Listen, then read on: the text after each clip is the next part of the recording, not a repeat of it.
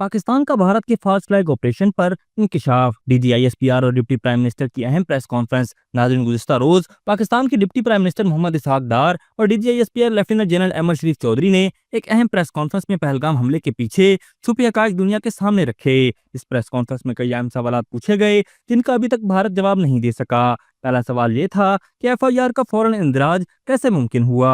जब ये वाकया हुआ तो उसके सिर्फ 10 मिनट बाद ही FIR दर्ज कर ली गई। इस बात ने इस शक को मजीद तकवीत दी कि ये एक फास्ट फ्लैग ऑपरेशन हो सकता है, क्योंकि इतनी जल्दी एक FIR तैयार करना जब वाकये की तफसीलात अभी सामने ही नहीं आई, खुद में एक सवालिया निशान है।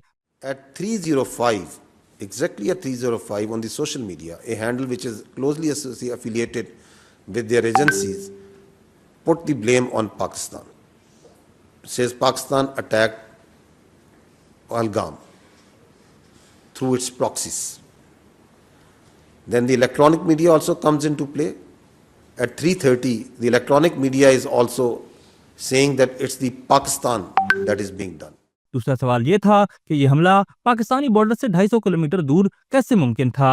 भारतीय फौज की चेक पोस्ट के करीब ये हमला किस तरह हो सकता था। इस बात का कोई वाज़ेह जवाब भारत ने नहीं दिया। We can estimate that about 30 minutes for someone to move from the incident site to the police station.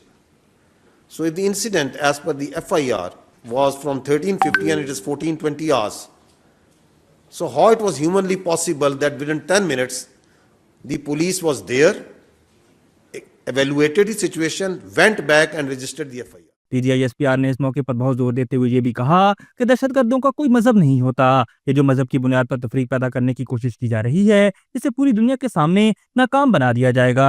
If you see at 4 o'clock, they were sure and they started saying that it is the Islamist terrorists that have killed tourists. So the narrative of the Islamist terrorists, while we are absolutely clear that terrorism has no religion.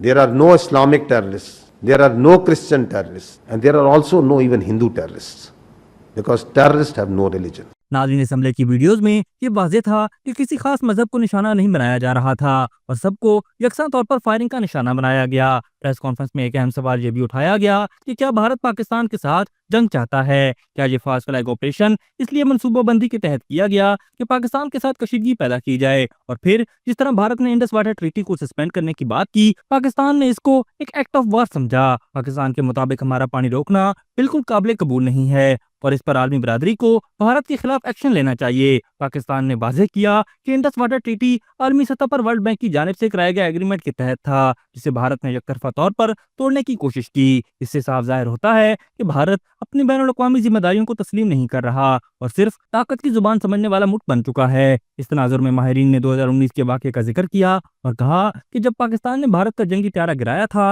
और अभिनंदन को चाय पिलाई थी, अब लगता है कि एक बार फिर पाकिस्तान को चाय पिलाने का मौका मिलेगा, लेकिन इस बार सूरत-ए-हाल बहुत ज्यादा संगीन हो सकती है।